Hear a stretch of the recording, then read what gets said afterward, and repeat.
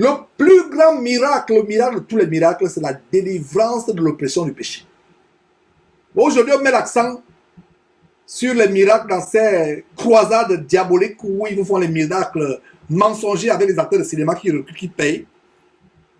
Parce que même les puissances sataniques de vaudou n'agissent plus. Au début, ils commencent avec les puissances sataniques de vaudou. Et quand ces puissances de vaudou n'arrivent plus à faire des miracles, on paye, on recrute les acteurs de cinéma en herbe, des jeunes talents, les acteurs de cinéma en herbe pour venir faire le théâtre devant vous, pour vous séduire. Et on a dénoncé ces choses. Je rends grâce à Dieu de ce que Jésus-Christ a copieusement exposé ce mensonge diabolique. Donc, le miracle de tous les miracles, mes frères et sœurs, ce n'est pas que vous avez guéri du Covid-19. Ce n'est pas que vous avez guéri la lèpre. Ce n'est pas qu'un aveugle a retrouvé la vue. Jésus en a guéri un jour parmi tant d'aveugles qu'il a guéri. Et ce jour-là, il a purifié, il a guéri miraculeusement 9 lépreux. Combien ils sont dirigés en enfer après ça? 9. Ils sont partis vers le monde. Et occuper le temps perdu. Faire ce qu'ils ne pouvaient pas faire pendant qu'ils avaient la lèpre. Pourtant, leur corps a été purifié. J'imagine leur peau qui est devenue plus belle et plus douce que celle d'un bébé. Mais de tous les 10, 9 ont dit, ah, attends-nous, allons faire des choses qu'on ne pouvait pas faire. Peut-être cette demoiselle du quartier, du coin qui se dandinait là, qui crachait quand elle passait. Peut-être je vais me rattraper en allant vers elle, elle ne va plus me reconnaître. Elle serait émerveillée par mon nouveau terme, ma nouvelle peau qui est comme celle d'un bébé que je viens de recevoir de cet homme-là. Je ne sais même pas qui il est. 9 se sont précipités d'aller vers le péché. Un seul lépreux parmi les 10 ce jour-là a suivi Jésus-Christ.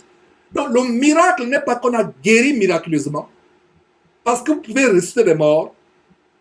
Miraculeusement, Dieu vous ramène du séjour des morts, miraculeusement. Mais vous continuez à vous voter dans le péché et plus tard vous le dirigez en enfer. À quoi ton miracle de résurrection des morts aura servi? Dieu te fait miracle, il te donne la vue. Il te délivre, tu n'as jamais vu depuis ta naissance. Il te délivre. Une fois que tu as la vue, c'est cette vue-là qui va t'amener en enfer parce que cette vue-là que tu as recouverte, tu n'as jamais vue. Maintenant, tu vas passer le temps à te rincer les yeux, à regarder la pornographie sur Internet. As-tu eu un miracle, n'est-ce pas? As-tu eu un miracle dans ta vie? Oui, un grand miracle, tu as eu la vue. Mais plus tard, tu vas sur Internet faire la prostitution. Faire la pornographie tout sur les yeux que Dieu a délivré. À quoi va te servir ce miracle de retrouver la vue? Est-ce que vous comprenez, mes frères et sœurs, que le plus grand miracle qui doit nous épater, qui doit nous émerveiller, c'est le miracle de la délivrance du péché. S'il y avait un autre nom à cette chaîne, ça devait être Anti-Péché TV. Anti-Péché. Pourquoi Jésus-Christ? Pourquoi Jésus-Christ c'est anti-péché? Le nom Jésus-Christ signifie anti-péché. Donc Jésus-Christ TV égale anti-péché TV. C'est la délivrance du péché. Le nom Jésus signifie sauveur. Sauveur de quoi? Du péché. Donc quand vous pensez à Jésus, ne pensez pas au visa pour le Canada. Ne pensez pas au mariage, un nouveau mari. Jésus pour les gens se réduit à un morceau de pain. Chrétiens prostitués, comme j'ai toujours dit. J'avais fait un enseignement chrétien prostitué. Des chrétiens qui voient Jésus comme un morceau de pain.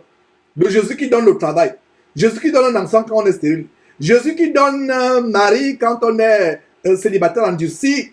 Jésus qui donne des enfants quand on est stérile. Jésus qui guérit. Jésus, c'est pas faux. Jésus peut faire toutes ces choses. Mais nous, chrétiens, la première idée qu'on doit avoir de Jésus, c'est quoi? Quand tu dis Jésus-Christ, délivrance du péché. À partir d'aujourd'hui, mon frère, ma soeur, s'il te plaît, n'aie pas une autre idée de Jésus. Quand tu dis Jésus, pense immédiatement délivrance du péché. Quand tu dis Jésus, pense immédiatement anti-péché. Il y a des antichrist, il y a des antéchrists aussi, mais il y a aussi anti-péché, c'est Jésus-Christ, le seul anti-péché. Anti-péché, Jésus-Christ. À partir d'aujourd'hui, voilà l'idée que nous devons avoir, la délivrance du péché. Jésus-Christ, ça va être la délivrance du péché. Quand mon frère, ma soeur, tu penses à Jésus, pense à la délivrance du péché. Pense à la délivrance du péché. Il n'y a pas autre chose. Ne pense pas à celui qui donne le travail. Ne pense pas à celui qui donne l'argent. Ne pense pas à celui qui guérit. Il peut le faire. Mais tu es guéri. Tu retrouves la vue. Tu étais sourd, tu retrouves l'usage de ton nuit. C'est pour aller suivre les musiques infâmes, pour aller suivre les commérages, et tu te diriges en enfer.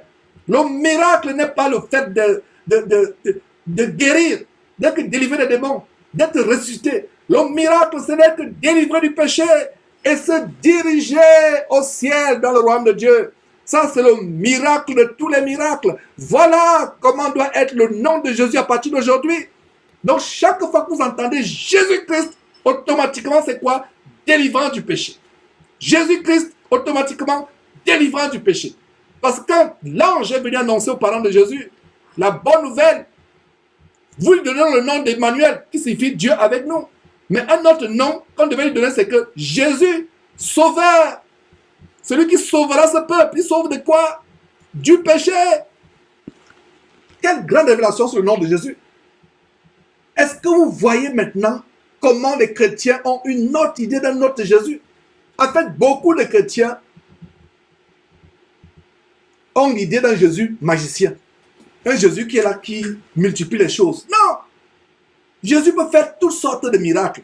Mais à partir d'aujourd'hui, l'idée qu'on a de Jésus, c'est anti-péché, délivrant du péché. Si vous avez cet évangile, heureux êtes-vous, parce que c'est le vrai évangile. Le vrai évangile. Quelle est la signification de Jésus?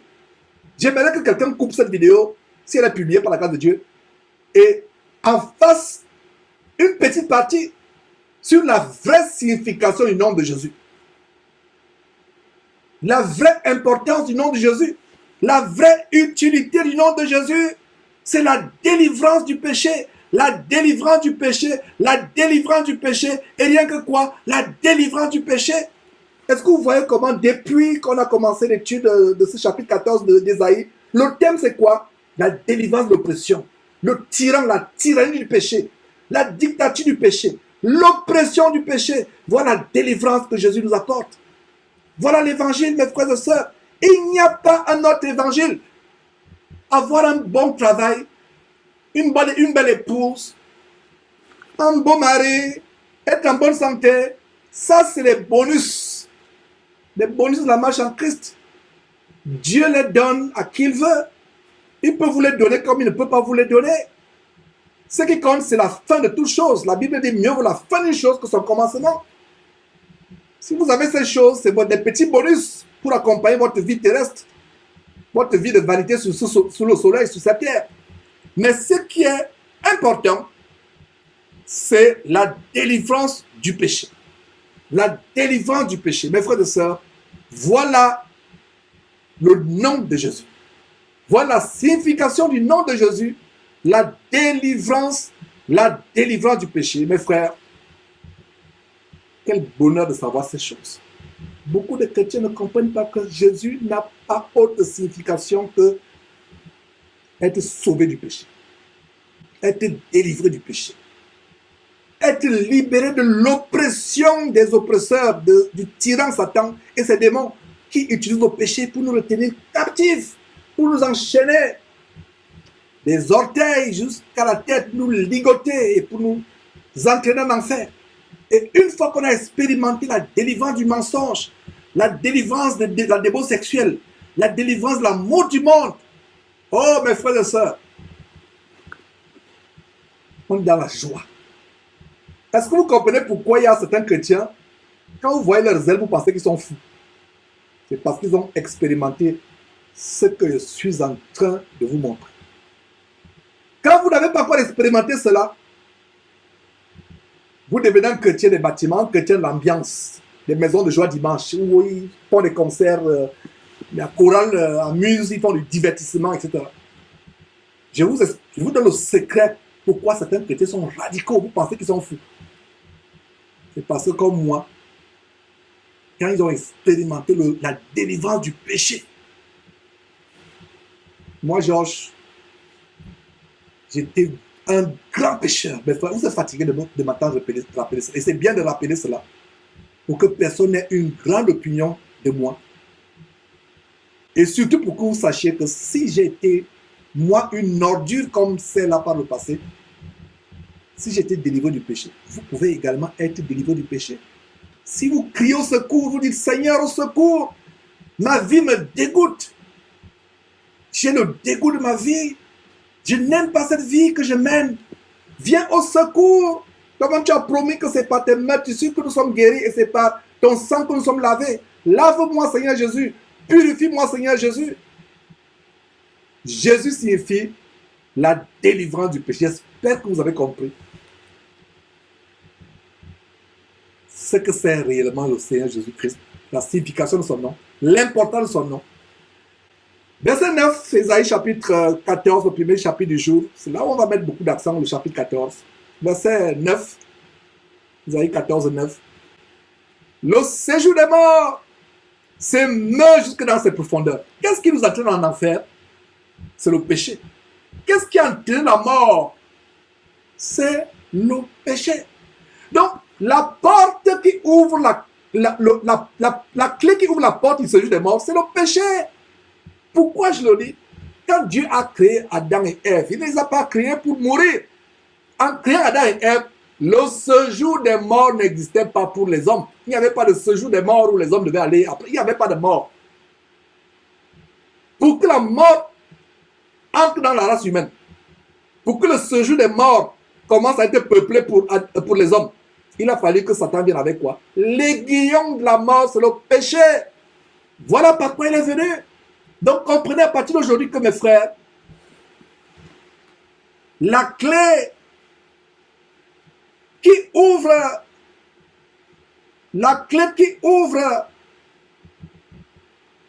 le séjour des morts, la porte du séjour des morts, c'est le péché. C'est le péché. Et Jésus-Christ est venu pour détruire cette clé. C'est pour ça que quand un chrétien qui est mort en Christ Jésus meurt, on ne parle pas qu'il est, on ne dit pas qu'il est mort. On dit qu'il s'est endormi. C'est le cas avec Étienne. En Actes chapitre 7, quand ces gens qui graissaient les dents en écoutant l'évangélisation d'Étienne, graissaient les dents, se sont bouchés les oreilles, se sont rués sur Étienne, l'ont lapidé avec les pierres, atrocement, barbarément. Que dit le Saint-Esprit quand il relate cette histoire à Actes chapitre 7 à la fin? Il dit, Étienne s'endormit. Un chrétien ne meurt pas. Du moins, c'est un vrai chrétien. Un faux chrétien va mourir. Mais un vrai chrétien, quand il quitte cette terre, étant en Christ Jésus fermement, radicalement, le vrai chrétien ne meurt pas. La mort n'a pas de pouvoir sur lui.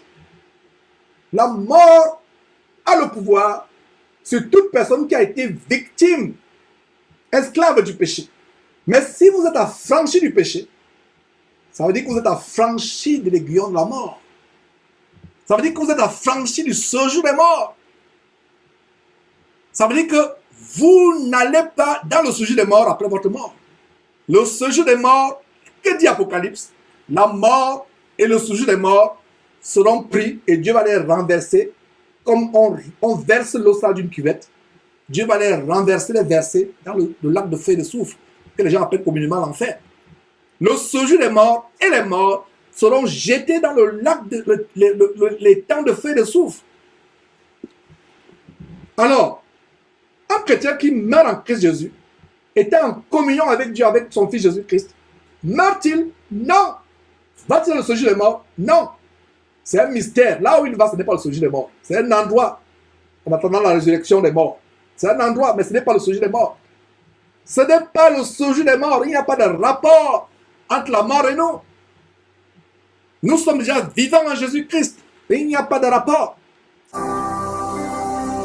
Jésus-Christ TV, vous connaîtrez la vérité et la vérité vous affranchira.